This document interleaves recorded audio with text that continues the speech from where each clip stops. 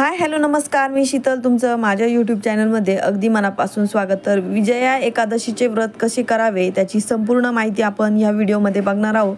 चला तर मग व्हिडिओला सुरुवात करूया. काही श्लोक आपण दररोज म्हणतो, मात्र त्याचा अर्थ काय असतो ते आपल्यालाही माहीत असले पाहिजे. माघ महिन्याच्या वैद्य पक्षातील एकादशी विजया एकादशी म्हणून ओळखली जाते. रामायणात प्रभू श्रीरामांनी या एकादशीचे व्रत केले होते अशी मान्यता आहे. प्रत्येक मराठी महिन्याच्या शुद्ध पक्षात आणि वैद्य पक्षात एकादशी येते.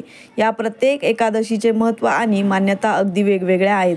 तसेच या प्रत्येक एकादशीची नावेही अगदी वेगळी व वैशिष्ट्यपूर्ण आहेत. या एकादशीच्या नावावरून त्यांचे वेगळेपण आणि महत्त्व विशद होत असते. मराठी वर्षात येणाऱ्या सर्व एकादशी दिनी भगवान विष्णूंचे पूजन केले जाते. या दिवशी श्री विष्णूंचे पूजन, विविध श्लोक, स्तोत्रे, मंत्रपठण, जप आवर्जून केला जातो. 6 मार्च रोजी विजया एकादशी आहे. काही श्लोक आपल्या रोजच्या म्हणण्यातील असतात. अगदी लहानपणापासून आपण काही श्लोक नित्यनियमाने म्हणत असतो. मात्र अनेकदा श्लोकांच्या अर्थाकडे आपले लक्षही जात नाही. केवळ आपण तोंडपाठ बोलत असतो. दुष्टांचा नायनाट आणि सज्जनांचा उद्धार करण्यासाठी गर्दीला मार्ग दाखवायला मार्गदर्शक लागतोच. मोहिमेची अंमलबजावणी करायला नेता लागतोच. शत्रूशी 2 हात करायला सेनापती लागतोच. तसाच आयुष्याला दिशा दाखवायला गुरु लागतोच. या सर्व भूमिका एकत्रपणे एक हाती सांभाळणारे कुशल दैवत म्हणजे भगवान महाविष्णू. यांच्या व्यक्तिमत्वाचे गुणविशेष या श्लोकात वर्णन केले आहेत.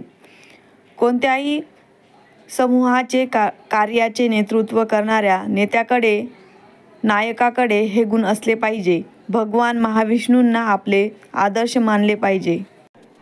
शांताकारं भुजगशयनं पद्मनाभं सुरेशं विश्वाधारं गगनसदृशं मेघवर्णं शुभांगं लक्ष्मीकान्तं कमलनयनं योगिभिर्यागिगम्यं वन्दे विष्णु भवभयहर सर्वलोकनाथं. विजया एकादशीच्या आदल्या दिवशी वेदी बनवून त्यावर 7 धान्य ठेवावे. मग त्यावर कलश ठेवावा. एकादशी तिथीला ब्रह्ममुहूर्तावर उठून स्नान करून ध्यान करावे. त्यानंतर हातात फुले व अक्षता घेऊन व्रत करावे. त्यानंतर 5 पानं कलशात ठेवून चतुर्भुज स्वरूपात भगवान विष्णूंची मूर्ती किंवा चित्र स्थापित करावे आणि अक्षता, शेंदूर, धूप, दीप, फळे, फुले, तुळस अर्पण करावी. त्यानंतर मिठाई आणि तुपाचा दिवा लावावा. तुपाचा दिवा लावल्यानंतर एकादशी व्रताची कथा ऐकावी व विष्णू सहस्रनामाचा पाठ करावा. त्यानंतर ओम नमो भगवते वासुदेवाय नमः या मंत्राचा 108 वेळा तुळशीमाळाने जप करावा. नंतर आरती करून दान करावे. एकादशीचे व्रत केल्यानंतर दुसऱ्या दिवशी तुम्ही उपवास सोडू शकता. पौराणिक कथेनुसार रामाच्या वनवासात रावणाने सीतेचे अपहरण केले तेव्हा भगवान राम आणि भाऊ लक्ष्मण खूप चिंतित पडले. माता सीतेचा शोध घेत असताना भगवान राम हनुमानाच्या मदतीने वानर राजा सुग्रीवाला भेटले. वानर सेनेच्या सहाय्याने भगवान राम लंकेवर चढाई करण्यासाठी विशाल समुद्र किनाऱ्यावर आले. अथांग समुद्र असल्यामुळे लंकेवर चढाई कशी करायची यावर काही उपाय मिळत नव्हता. शेवटी भगवान रामाने समुद्रदेवांना मार्ग मागितला, पण मार्ग मिळाला नाही. तेव्हा भगवान रामाने ऋषीमुनींना त्यांचे निराकरण काय ते विचारले. तेव्हा ऋषींनी विजया एकादशीचे व्रत करण्याचा सल्ला दिला. त्यासोबतच कोणतेही शुभ कार्य सिद्धीसाठी व्रत करण्याची परंपरा असल्याचेही सांगितले. हे उपाय ऐकून भगवान श्रीरामांनी आपल्या वानरसेनेसह फाल्गुन महिन्याच्या कृष्ण पक्षातील एकादशीला विजया एकादशीचे व्रत करण्याचे ठरवले. लक्षणीय बाब म्हणजे प्रभू रामांनी व्रत केल्यामुळे समुद्राने भगवानांना लंकेला जाण्याचा मार्ग दिला. अशा प्रकारे राम लंकेवर चढले आणि रावणाचा वध करून विजय मिळवला. तेव्हापासून हिंदू धर्मग्रंथामध्ये विजया एकादशीच्या व्रताचे विशेष महत्त्व आहे. असे मानले जाते की हे व्रत एखाद्या व्यक्तीला त्याच्या सर्व कामांमध्ये यश मिळवून देते. नेपाळमध्ये शेषशायी विष्णूंचे मंदिर आहे. नेपाळची राजधानी काठमांडूपासून 8 किलोमीटर अंतरावर असलेल्या शिवपुरी पर्वतरांगेमध्ये वसलेल्या तलहटी या गावात शेषशायी विष्णूंचे मंदिर आहे. मंदिराच्या वैशिष्ट्यामुळे जगभरातील भाविक पर्यटक येथे आवर्जून येत असतात. या मंदिरातील विष्णूंची मूर्ती भव्य आहे.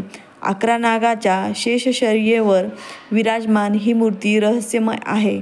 शेषशय्येवरील श्री विष्णू एक पाय दुसऱ्या पायावर ठेवून निद्रा अवस्थेत आहे.